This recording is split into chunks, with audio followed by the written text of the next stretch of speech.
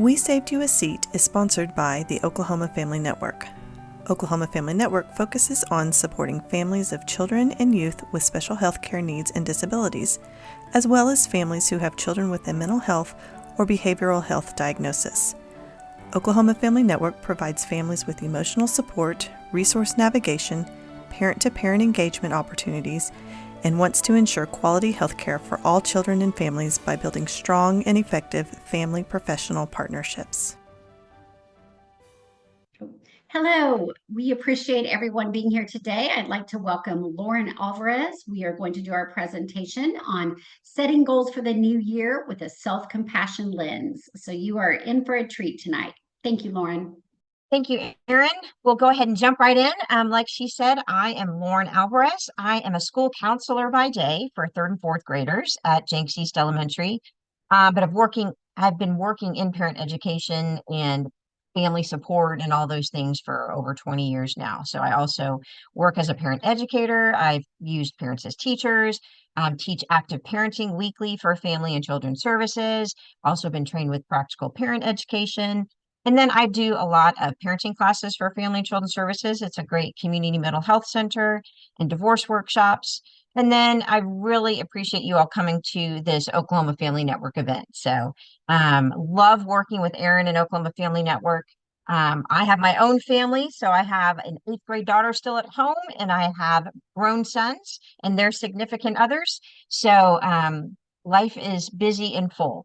But I'm always trying to come up with practical things that are going to help. So I know that everyone always says that as you get older, certain things just don't bother you so much anymore that might have bothered you in your 20s. So there's a accumulation of wisdom and life experience, and things just don't bother us so much anymore.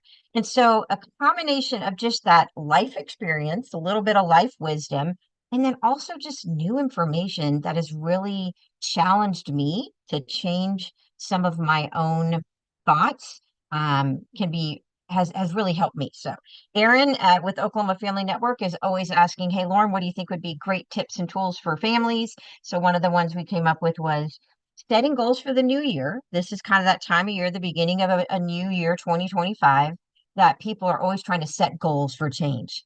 But then we set goals, and if our foundation is kind of off, if it's based on, oh, I'm going to set a goal for all the things I don't like about myself, and I've got to fix all these things I don't like about myself, well, statistics show you quit pretty quickly. As a matter of fact, my birthday is usually the second week of January, and apparently the second Friday of every January is quit day, according to research. So this particular year, my birthday fell on quit day, the second Friday of the year. So what I want to give you is some tools on how to set goals and not just be realistic goals, but just have a completely different framework to look at that goal through. So there is this thing called self-compassion. Some of you are like, what the world is self-compassion? So self-compassion, it just involves you learning to respond to yourself in an understanding way, just like you would with a good friend.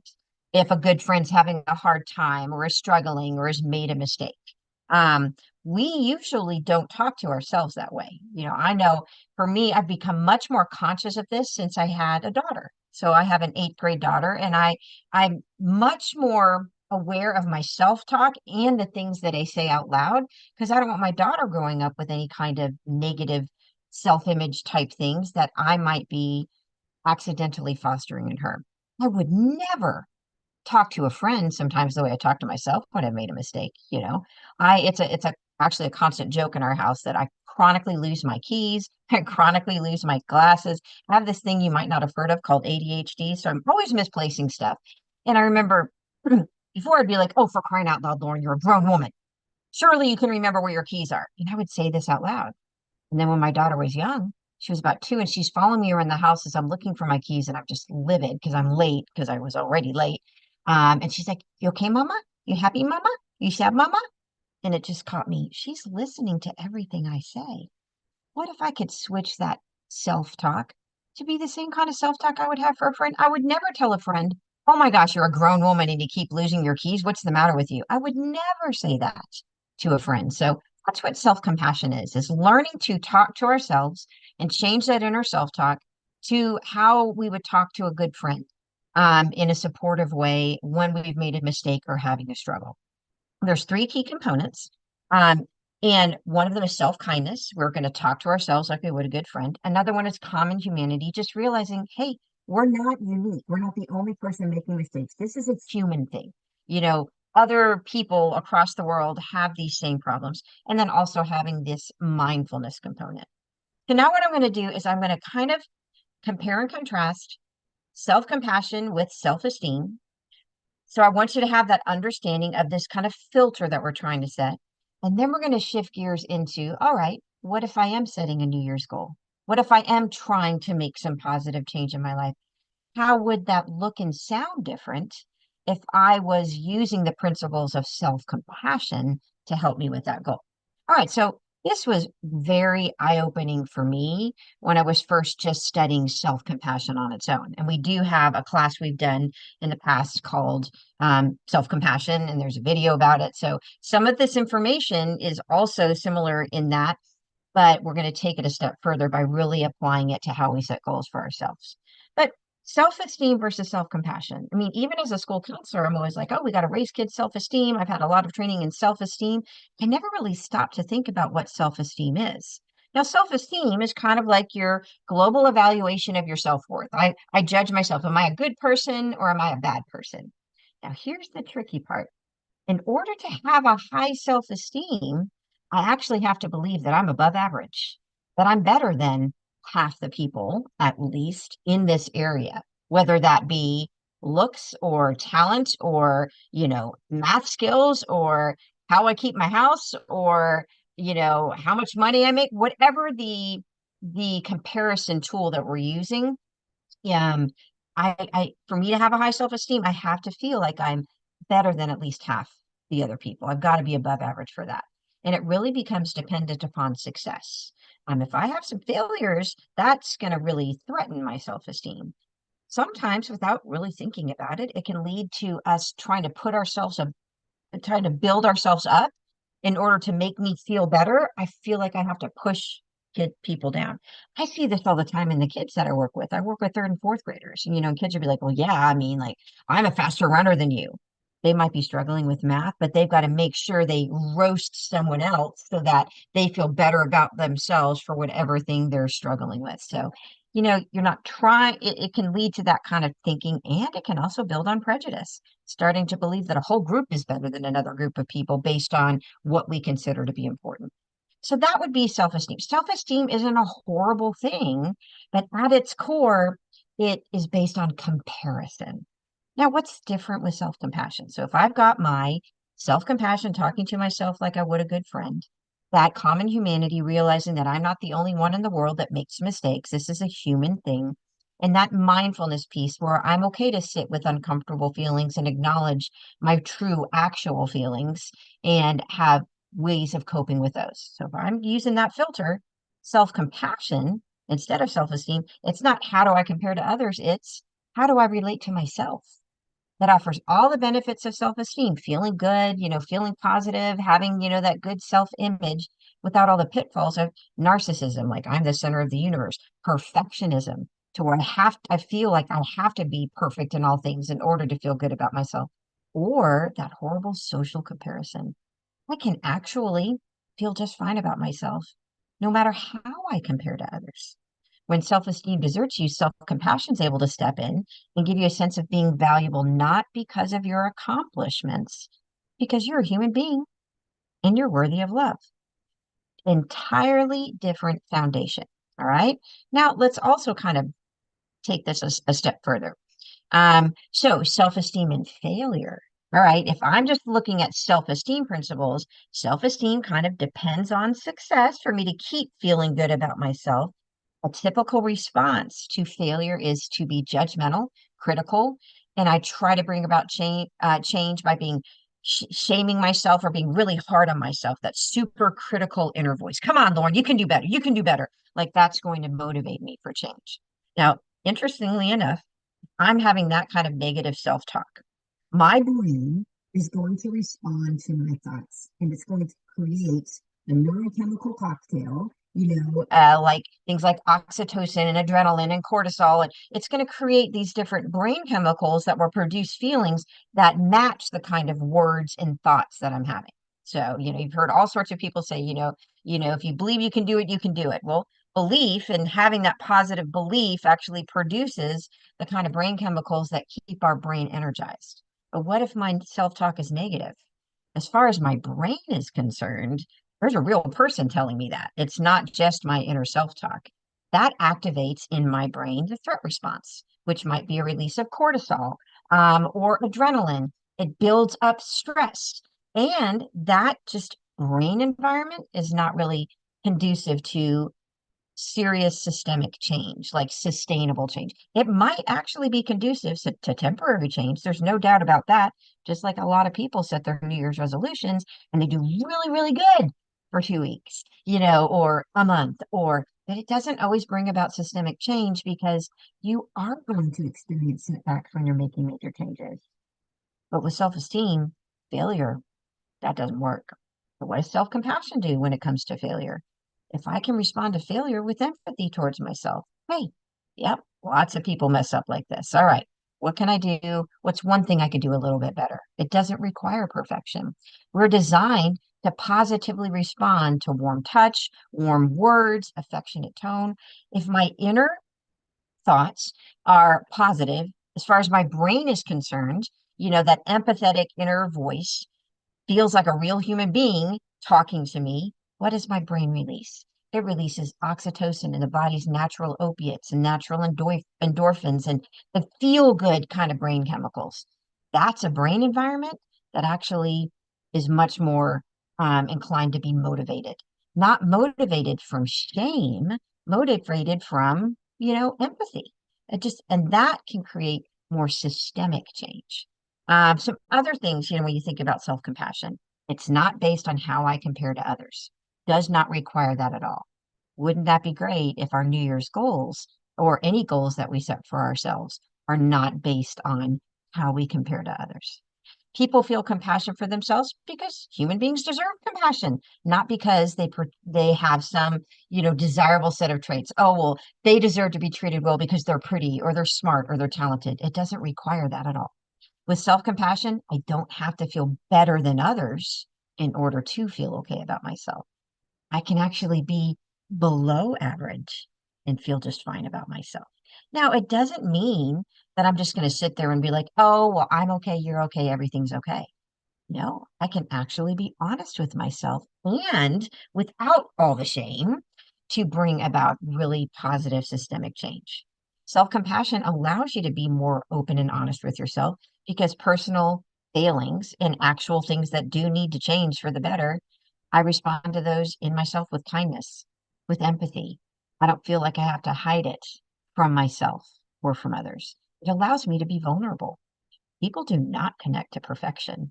People connect to an open, honest, authentic, vulnerable person. Moreover, self-compassion it's not even dependent on everything that's going on the outside. It's always available when you're succeeding. It's available when you're just doing okay. And it's available when you fall flat on your face. And there's a ton of research about self-compassion. If you start digging into the research, it's beautiful. It's really cool. It's not just, me saying, oh, think happy thoughts. It's not like that. Research shows that in comparison to self-esteem principles, self self-compassion creates greater emotional resilience, more accurate self-concepts. I don't have to lie to myself. I can be honest with myself. More caring relationship behavior, because if I can love myself, it makes me more able to love others well, and a lot less narcissism and reactive anger. So that's just a little bit of background for the self-compassion filter that I might be able to start using in my life. Okay. Now, what does that look like when it comes to goals? So if I use self-compassion principles when I am setting goals for myself, research shows increased motivation. A kind inner voice can help you stay committed to goals, to change, to things that are difficult, even when it gets tough, because that kind inner voice is building me up, it's not tearing me down. So that increases my motivation to continue. It's hard. Change is hard. You're literally building new neural pathways in your brain. It's like you're carving out a road through a mountain. Sometimes it takes some dynamite to do that. It's not easy, but when I respond to myself with empathy, man, that can really increase my motivation because shame is only a temporary motivator. It also improves resilience. When I can learn that setbacks are the part of any process, resilience is the ability to bounce back from difficult things. You know, people sometimes call it perseverance or grit. How do you develop resilience, perseverance, and grit? When you fall down. It's not when everything is going great. I don't develop resilience when everything's going great. It's my ability to get back up, to keep going, to bounce back, because I acknowledge common humanity. Guess what? Other people have these struggles too. I can get back up. I can find inspiration in other people's struggle as well. And it really helps with a greater self-image. Can celebrate my accomplishments, no matter how small, and boost my confidence because, I'm not only doing that in how I compare to others. I can give myself, a pat on the back without having to be like, yeah, there's no comparison involved. It's like me competing against myself, me improving against myself. So self-compassion definitely can help with goals. The other thing too is it might sound a little different. All right. So a lot of times when we're setting a goal and we're finding something in our life that we want to change, a lot of times the way that we look for what to do is we're looking for things we don't like about ourselves. Maybe I want to lose weight because I don't like how I look. Maybe I want to get better at this, or I want to, be able to keep this area neat, or I want to be more organized. But if I'm coming at it from a different angle, it might be coming from, oh, these are all the things I hate about myself I want to change. So if I'm using self-compassion as a lens when I'm setting a goal, it might actually sound like, hey, I want to exercise for my health because that's how I can take care of myself versus, oh my gosh, I'm so lazy. I'm never going to be good or attractive or worthy enough if I don't work out. Now, I would, I can't venture to say what percentage of people set goals on this kind of shame-based, like, oh, I hate the way I look, so I'm going to work out. What if we shifted? Hey, I want to exercise for my health. This is a way I can care for myself. I know for me, in my health journey, I've had some major health setbacks. I developed type 2 diabetes as an adult. And, the big motivator when at first, I was like, how can I do this? I set myself up with these risk factors and wasn't watching what I was eating, all the kinds of things that led to shame. And then when I shifted gears and I'm like, you know what? I want to be healthy. I want to be able to be here for my daughter and for my children and for my grandchildren. I want to do this because it's good for me, not how could you get this way? It really shifted and helped me be more motivated. It also helps me not be so rigid too, because, I can make progress without having to have that rigid, shame-based response. So it starts with kindness. Then it helps us remember common humanity. I might be able to talk to myself like this. Hey, starting a new workout routine is hard. It's normal to struggle with this versus a self-esteem or comparison-based thinking, which would be everyone else has a fitness routine. I'm the only one dropping the ball. I'm the worst. I'm not required to compare myself to others. Common humanity, this is normal. This is hard. A lot of people find this difficult. And then also that mindfulness piece. Hey, I am feeling frustrated with how this challenge is and how long it's taking me to see results. This emotion will pass, but it's okay that I'm feeling frustrated. Versus, this is frustrating. I can't stand feeling frustrated. Why did I ever even think I'd set this goal? I shouldn't be feeling frustrated because things aren't as bad. We don't even allow ourselves to authentically feel the feelings. That's what mindfulness is. Mindfulness is not dismissing the fact that we have feelings. It is the ability to stay present with all my feelings of joy and excitement, my feelings of sadness, my feelings of frustration, my feelings of embarrassment and shame. I'm able to sit in those uncomfortable emotions, acknowledge them, do some mindfulness practices. But it really helps you learn to be comfortable and acknowledge here's how I'm feeling right now. And there are specific exercises that we can do to help let those things go. So I don't stay feeling ashamed all day or stay feeling frustrated all day. So these principles, treating yourself with kindness, acknowledging common humanity, and having some mindfulness skills, that really helps with goals. It literally makes the reason behind why we set the goal coming from a completely different way looking at it. Totally shifts the paradigm, totally shifts the perspective. Part of this also involves turning off our inner critic. How many of us are like, I could have done better. I'm such an idiot. She's so much brighter than me. Those are very common thoughts. And those come from lots of different things. It comes from childhood, it comes from life experience. It also comes from this overwhelmingly social comparison culture. What is Instagram? What is Pinterest? What is Facebook? What is TikTok? If nothing but you see all these people that seem to have it all together. Well, guess what? You don't see their blooper videos. They could actually do a video or a picture of this perfect little room. You don't know what the rest of the house looks like. You don't know how many mistakes they made making that perfect looking dinner. You don't know. That's not, we don't want to see other people's mess. We want to see other people's perfection. So sometimes you have to be purposeful about if my inner critic starts to rear up the more I'm on social media, maybe I need to limit my social media. We have children who are being raised from the very beginnings of their life in this social comparison saturated culture. And I mean, I'm a school counselor of third and fourth graders, and to hear them say, "Oh, I'm having such a bad hair day." Common humanity, everybody has a bad hair day. You're supposed to have perfect hair in third grade. I wasn't even thinking about what my hair looked like in third grade. I was thinking about whether or not, I was the fastest runner in, playing tag at recess. But our kids are being saturated with these messages. And the underlying message is you're never enough. It's never enough. Because in a society that's really driven by purchasing and spending and purchasing and spending, in order to get you to want to spend money, they have to make you discontent. So we all have this inner critic. Turning it off can make it can be scary because it's all we know, but it can make a difference. So much so that a lot of us have this false belief that our inner critic, our willingness to, come on, Lauren, you need to get motivated. You can do this. We actually have bought the lie that that's what's going to motivate us to improve. Got to be tough on myself. I got to show myself that tough love and call myself out in order to stay motivated to improve. If you make a mistake and then automatically criticize yourself, this negative self-talk is research shows that's what contributes to you abandoning your goal. Because in self-compassion, if I hit setbacks, I can acknowledge my frustration and be like, yep, this is a very human thing. People will start a goal and then they'll mess up and they'll have an off day.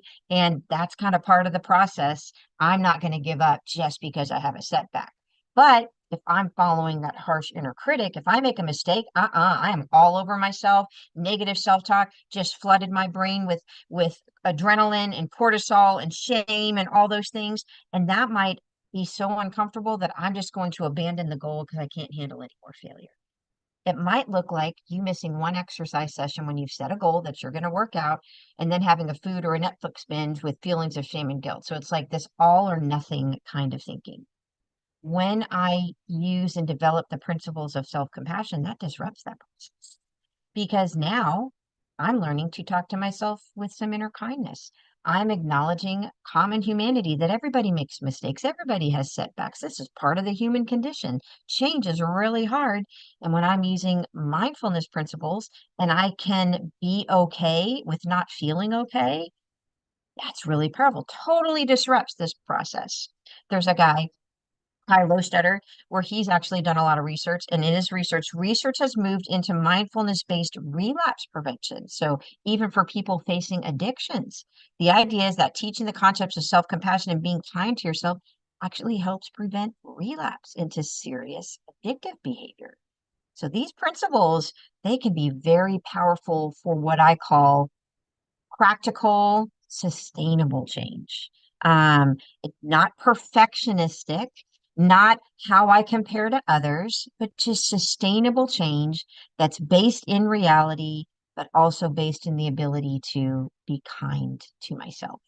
So, what are some principles when it comes to setting a goal? Like if I'm looking at mindful self-compassion or self-compassion, what might some of those steps be? First off, acknowledging those challenges.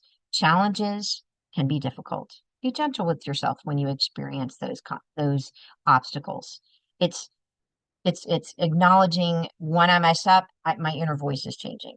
Set those SMART goals. So a SMART goal is supposed to be specific, measurable, achievable. Hold on, I just covered that up. Relevant and time bound to kind of help be create a realistic path. So if you want to, we don't want to spend a whole bunch of time on SMART goals, but you can look up SMART goals and there's all sorts of suggestions on what they need to be. Positive self-talk, learning as we are setting a goal and experiencing setbacks or being frustrated or making those changes, replace that negative self-talk, that self-criticism with supportive language, talking to myself like I would a good friend who's facing a similar challenge. If my good friend set a goal that they were going to exercise 3 times a week, and then 2 weeks into that, they miss a day and they tell me about how bad they're feeling that they missed a day, I would not be like, you are such a loser. I mean, come on. You've only been doing this for 2 weeks and you can't even work out 3 times a week. I would never talk to a friend that way. If we had a microphone in our brain, some of us, a lot of us, probably most of us, talk to ourselves that way. So really changing that inner voice and reminding myself I'm going to be friendly to myself like I am to a good friend. Also focus on that progress and not perfection. Celebrate those small wins and acknowledge rather than solely focusing on did I reach my goal or didn't I reach my goal. When it comes to like a parenting relationship, if we are only giving our kids positive attention when they've reached a goal or done something great or won something or got the A or whatever it is. What about effort-based praise? Acknowledging their progress. Man, you're working really hard on that. What if, as a family, we sat down and actually had set goals for ourselves and then we had effort celebrations. All right, how are we progressing towards our goal? And how much hard work we're putting towards that. What if we had effort celebrations? That'd be pretty amazing because it's focusing on progress, not perfection. Practice those mindfulness strategies. Be aware of your thoughts and feelings surrounding goals. Allow ourselves to acknowledge those negative feelings without judgment. Negative feelings are not horrible things. Negative feelings sometimes are honest feedback. When I'm feeling frustrated, when I'm feeling overwhelmed, when I'm feeling embarrassed, those aren't comfortable feelings, but they're important. They're important feelings to be comfortable with because it doesn't define who I am. Yes, I was embarrassed in this situation, but I'm not an embarrassment. Yes, I was ashamed over, I wanted to do better, but I'm not a shameful person. So, and it allows us to acknowledge the feeling without making it become our identity. And then embrace those setbacks and look at them as learning opportunities. Look at them as opportunities to learn and change and grow. I teach parenting all the time and weekly. And, just even last week when we were doing a parenting class and we were talking about problems, what if we as parents looked at problems that our kids were facing as opportunities for growth? Not, oh my gosh, what is wrong with this child? Oh my gosh, we've got some chances to grow. Embrace those setbacks. That's where we learn. Think about yourself in your life.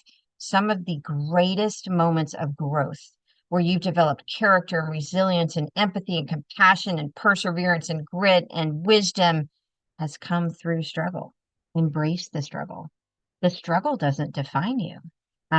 When we are looking at it through the lens of self-compassion, through a good, healthy self-concept. All right. There's also, I think all of these principles really align well with growth mindset principles. So I always like to kind of connect the dots for a lot of people because you can branch off and study so many different things when it comes to self-compassion, goals, and all that. What about fixed mindset and growth mindset? There is a video on the Oklahoma Family Network YouTube channel where we did a class on growth mindset and really dug into that. This is powerful stuff for kids and for adults. So, fixed mindset is a very typical brain. So in a fixed mindset, I avoid challenges. I shy away from things I don't know. Don't like criticism or feedback. Intelligence, in my mind, intelligence and talent is static. You're like, you have it or you don't. You're either smart or you're not. You're either athletic or you're not. You're either talented or you're not. And it doesn't really develop post birth. So I can look at other people who are successful in a certain area and I'm like, they were just born that way. We don't carry out any actions without seeking approval. I'm afraid of doing things on my own. I want for people to approve of me at all times. I'm always focused on proving myself. And so I keep setting the bar like, I got to prove that I'm worth it. I've got to do better. I've got to do better because I have this insatiable need to prove myself. When others succeed, I'm threatened by their success because what? Oh no, now I'm falling below average. I can't feel good about myself. So other people's success can be threatened. Effort is not regarded as fruitful. I shouldn't have to work hard. This shouldn't be so difficult as a fixed mindset. Understanding failure as a limit of ability. So if I fail, there's something wrong with me. I'm not able to do this. And with that kind of mindset, it really is easy to give up. Now, growth mindset, on the other hand, these are skills like applying the principles of self-compassion really helps develop a growth mindset. A growth mindset approaches life with views challenges as opportunities for growth, like embracing the challenge because man, I'm going to grow. I'm always teasing kids at school. I'm like, man, you just made your brain grow. Give your brain a kiss. I watched a mom that I used to do home visits with who she taught her little 1.5-year-old, give your brain a kiss when she would do something tough. I'm like, what was that? She's like, I've just been teaching her ever since she was a baby that when she does tough things, she just made her brain grow. What a gift she gave her. Acknowledge and embrace weaknesses. I don't have to pretend that I'm something that I'm not. I can acknowledge and embrace my weaknesses and know that I have the ability with effort to change and grow. I'm able to learn to give and receive constructive criticism. It doesn't define me as a human being, it's feedback, not failure. In my mind, a growth mindset, intelligence, and talent is always changing. It's not static. It's not something you're born with. You can grow and change and get better at anything you set your mind to. Now, does that mean you can be an Olympic athlete if you work it every day? Maybe not. But that definitely means you can improve on your athleticism, if you put in some effort. You prioritize learning over seeking approval. I'm doing this for me, not so that other people will like me. We focus on the process instead of the end result. Other people's success is inspiring. I think of learning as brain training. I just made my brain grow. I understand that failure as is an opportunity to grow, and I persist in the face of setbacks. What a difference. Fixed mindset, a lot of the foundational principles of self-esteem sometimes could be mixed in with fixed mindset. And all of self-esteem isn't bad, as long as my foundation is better. My self-concept of whether or not I'm a good person is just fine as long as it's not based on comparison to others, because that's where it's going to fail you. So growth mindset, setting self-compassion based goals, and all of those things really align well together. There's also a movement in growth mindset, this idea of marvelous mistakes, where you can combine growth mindset, self-compassion, and it really helps. So mistakes, typically we think of mistakes as negative. We just change our language a little bit. It can really shift our mindset when we mess up. So parents, teachers, students would change their mindset and look at mistakes as a growth opportunity. It totally removes the shame. Nobody wants to admit mistakes because they don't want to be ashamed. If I look at mistakes as a growth opportunity, that was a marvelous mistake. The shame is gone. It also makes children more likely to own up to their mistakes, for really wanting kids to take accountability and own up to the mistakes. Well, I can own up to my mistakes because it doesn't mean I'm a mistake. What if we started changing how we talk about mistakes? They're feedback, not failure. It gives you the chance to change and grow. It's a part of common humanity. Everybody makes mistakes. And I even have one of my favorite stories. Um, there's a first grade teacher at Jenks Northwest Elementary where I used to work. She's absolutely wonderful, the most patient person ever. And we were doing a big push on growth mindset. It was part of kind of my school counselor guidance stuff. And I sent out a bunch of information. Hey, if you want to show these cute little videos in class, this might be a good thing for your morning meetings and all that. So she just went gangbusters with it. And our class got really excited about this concept of marvelous mistakes because their teacher got them excited. And she was like, all right, guys, we're going to make some marvelous mistakes today. Your brains are going to grow so much. Let's set a goal. How many marvelous mistakes are you going to make? Because that's proof that you're doing tough stuff and your brain is growing. So her morning meetings, like kids would set a goal. I'm going to make marvelous mistakes today. And then they'd be doing their math, where normally kids would like cry and they'd be like, made a marvelous mistake. Like they were excited about making mistakes because it was proof that they were doing tough stuff. And where it really came to fruition is when I'm walking past her classroom and this kiddo comes running out. And this is a kiddo who really struggled emotionally and behaviorally. In the past, in kindergarten and in pre-K, if he made a mistake, he would lose it and it might get so bad that he trashed the room. It might get so bad that he had to go home for the day because he just couldn't reset. He was, working with he was having a lot of struggles. So he comes running out in the hallway. I knew this kid and his typical behavior, and he's like, I made this mistake. And he's kind of mad about it. His teacher's whole demeanor. You did? Show me. Oh my gosh, I can't wait to see how your brain grows.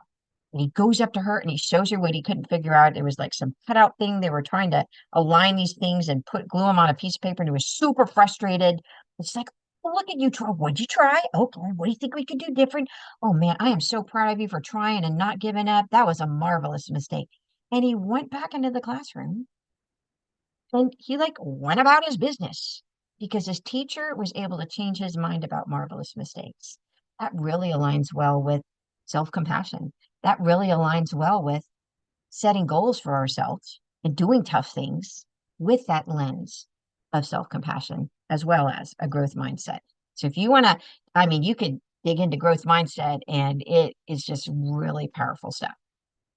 What if we set a new paradigm for our schedule? So this is where I'm not sure if you'll be able to hear the sound of the video. Let me see really fast if I set that up. Dun, da, da, da. I'm hoping, let's see here, video settings. Okay, I'm thinking it should work, but we'll see. Um, Sometimes too, like when we're setting goals for how we're going to keep track of all the things that we have to keep track of in our lives, we want it to be perfectionistic. When I saw this video, it just blew my mind. I'm thinking about, I changed my mindset about how I finish the laundry. So, Erin, you give me a thumbs up if you can hear the sound or not. Here we go.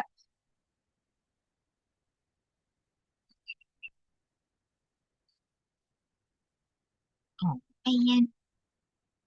Well, I'm not quite sure how to make that work in the Zoom. I think there might have been something I needed to set up at the beginning. So anyway, basically, um, this Mel Robbins, she's wonderful. I follow her. She's fantastic. So she's like, I can't be the only person who looks at me not being able to finish the laundry as I'm a failure. And that is common humanity. All of us have laundry. I don't know anyone that has unlimited funds that they can just go buy new clothes to wear every day of the week. So that's common humanity. And she's like, am I the only one who thinks I'm a failure because I just can't keep up with the laundry? And this lady comes and talks about cycle theory. And she goes, okay, look at laundry as a cycle. In that cycle, there are clothes that are clean. There are clothes that are waiting to be washed. There are clothes that are clean but waiting to be put away. There are clothes that are waiting to be folded. All of that is a cycle. And she goes, at no point in my life am I expected to have every single thing in that cycle at the finished line. It's okay for me to have dirty clothes. It's okay for me to have clean clothes that haven't been put away. It's okay for me to have clean clothes that have been put away. It's okay for me to have dirty clothes that are on the floor that are still going into the hamper. It's all part of a cycle. But when we have this unrealistic expectation that every cycle in our life is supposed to be finished at the same time, that's not possible. Do I have to be ashamed that I have dirty clothes? That's part of the cycle. Just those little subtle shifts in our thinking help us embrace the challenges.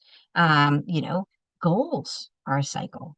There's not, it's a constant process. Do I have to have perfection in order for me to consider myself to be helpful? Now, there's some other connections that might work too. Any mindfulness activities that you're already using, those will align really well with self-compassion, and those will align really well with you being able to manage your frustrations or your, negative feelings in your process of reaching your goals. So if you've got some special breathing techniques that really work for you, you have some special mindful meditations that really work for you, use them. Think of self-compassion as just a filter that you can overlay other things. Self-compassion works really well with growth mindset. Self-compassion works really well with setting goals. Self-compassion works really well with parenting. I mean, it's just different way of looking at things. There's some great children's literature out too. One of my teaching colleagues, she lent me this book and it's called There's a Bully in My Brain. When we talk about our inner critic and that negative self-talk. So in this book, this kid's talking about there's a bully in my brain, there's a bully in my brain. And then he learns how to turn off the bully in our brain. We have a bully in our brain. That negative self-talk that says we're never enough or they're so much better than you. You should do better. Why can't you do better? You're such a failure. Look at you. I mean, you should know better. That's a bully in our brain. Sometimes there's so many good children's books out there that are really helpful for grown-ups too. But as we're learning, helping our kids learn that too could be really powerful. If I can turn off the bully in my brain and have a friend in my brain, what a difference that would make. Where do you go from here? So a good step, try unplugging. Comparison is the killer of joy. And if you're really working to make systemic change and sustainable change in your life, if I'm constantly focusing on other people who seem to, and the keyword is seem to have it all together, that's tough. And sometimes unplugging is the only way to do that. Utilize those guided meditations and resources on the Mindful Self-Compassion website. So I've included a couple of links here. They've got some free self-compassion exercises. And so all of these things will be emailed to you as well. Or if you're watching this video on YouTube, you can always message and request some stuff. Practice talking to yourself like a good friend. So just remember, it takes some time. If I've been a bully to myself in my own brain for, however many years I've been alive, just practice, change it, even talking out loud to myself. Like I've gotten better, not perfect, and that's okay, but I've gotten better. Like, oh, Lauren, there you go, losing your keys again, instead of like, what's wrong with you? Acknowledge frustration and difficulty and respond to yourself with empathy. There's also on the self-compassion website, they have these 8 foundational exercises. So it's 8 things, and it's supposed to be kind of cumulative. You start with 1, move to 2, and then 3, then 4. If you practice these 8 different exercises, it really gives you a good foundation in self-compassion and really starts to change. It like starts to set a really good self-compassion filter. I mean, that could be a great thing if you work with other people or kids or have a group of friends and you guys want to work through the 8 self-compassion exercises. That could really be a great goal to set to kind of work through those things. And there's some really good exercises in there. One thing I do love when I'm frustrated is they call it the soothing touch. So again, your brain is designed to positively respond to soothing touch and warm words and empathy. So if you had a mess up and you've been working towards a goal and it's not worked out for you, just taking a minute. I mean, you can give yourself a hug. You can kind of, rub your hands on your arms and out loud, you can be like, you know what? Sometimes this can be really hard. Setbacks are normal. This has been a frustrating day. It's going to be okay. And I'm literally comforting myself. And I'm training my brain to comfort myself. And that helps me to continue to feel motivated. So that's a really good one. Also, remember, it's okay to not be okay. Acknowledge how you feel, not how you should feel. Acknowledge how you're progressing, not how you should be progressing. Step away from that social comparison because I can tell you there's always going to be someone better than you, more attractive than you, more wealthy than you. There's always going to be someone better, blah, blah, blah. Just step away from that social comparison. And if you can do that and you have kids, you starting off with doing that can be a really good model for them. Embrace where you are now. Show yourself that kindness. Recognize your shared humanity. You're not the only person in the world with struggles and that other people have similar feelings. Support each other. Find your village of people who are encouraging. and ask how their self-talk is going and how their goals are going, and have them ask you how your self-talk is going and how your goals are going. That kind accountability could be really powerful. You're amazing just the way you are. You are worthy of love and kindness. You can do it.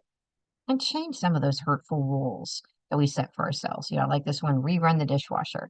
I was reading an article, and this person visited their therapist, and they were just so ashamed that they didn't do the dishes, and then they were ashamed that they put the dishes in the dishwasher but they didn't rinse them, and because they were really struggling with depression. Like, doing the dishes was a monumental task. And the therapist said, rerun the dishwasher. But what? But I mean, that's a waste. So if you are so tired that all you can do is get the dishes in the dishwasher, you don't got time to rinse them, then run the dishwasher twice. So is there a perfect way of doing the dishes? So these rules that we hold ourselves to, these standards that we hold ourselves to that are unrealistic and based in shame. No, I'm not saying that we don't want to be motivated to do things better and to improve and change and grow until those impossible standards become heavyweights. And then we're constantly feeling like a failure because the standards we set for ourselves are perfectionistic and impossible to achieve. We're humans. I don't care what that person looks like on Facebook. I don't care what their profile looks like. Nobody has it together all the time. They don't. That's okay. Some other suggestions. Just also remember, the brain's a pattern seeking device. It takes time and a lot of repetition to build a new neural pathway. So if we're starting with self-compassion and building that new neural pathway of kind self-talk, that's going to take a little while to do that. New Year's resolutions that have this self-compassion lens really are more sustainable and achievable. And I heard a good rule of thumb that really helped me years ago. I read it in the Oprah magazine, of all things. She actually used to put out a really good magazine. I mean, there were fantastic articles in there. I would always laugh about, the different jewelry that was recommended, like a $1,200 bracelet. I'm like, well, I don't think I'm going to be able to do a $1,200 bracelet. But there were other articles that were great.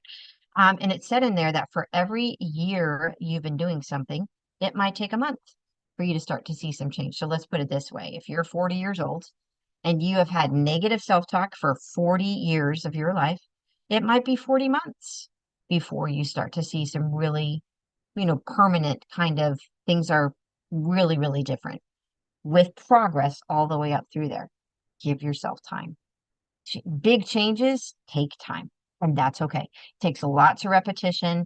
And these principles, what I don't want you to do is to be like, okay, I'm going to work on my positive self-talk and talking to myself with kindness. And then you have a day where you're negative self-talk and you're like, oh my gosh, I can't believe I'm having negative self-talk.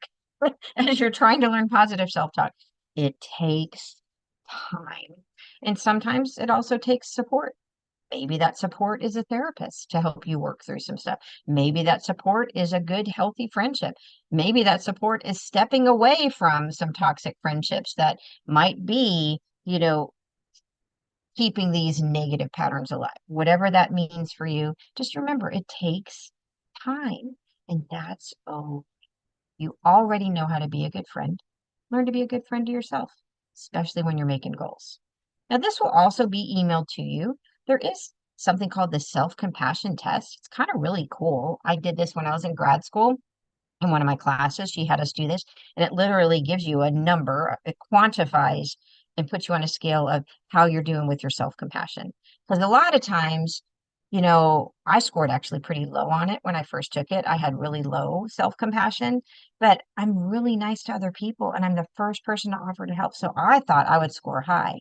You know what? I was really nice to everyone else, not myself. And so it was really eye-opening for me to see my score. And so that is a great thing. You can literally Google self-compassion test, or if you're watching the video, you can take maybe a screenshot of the QR code. But that's a really good place to start too. And just, hey, how am I doing with self-compassion? Because I want to change my filter so that I can bring about good, healthy change for all the right reasons and set goals that are sustainable. Um, because that's going to make me have more peace in my life and richer relationships. So, wishing the best for you, you awesome human who is going to make mistakes and is still worthy of love. And hopefully this is something that's going to help you make some of that good, healthy, sustainable change. Thank you for listening to this episode of We Saved You a Seat. Oklahoma Family Network promotes family-centered care and provides tools so families can make informed decisions, advocate for improved services, build connections among families, and serve as a trusted resource in health care of children and young adults. If you would like to become a supporting family or get in touch with another family, please contact Oklahoma Family Network at oklahomafamilynetwork.org or by calling 405-271-5072.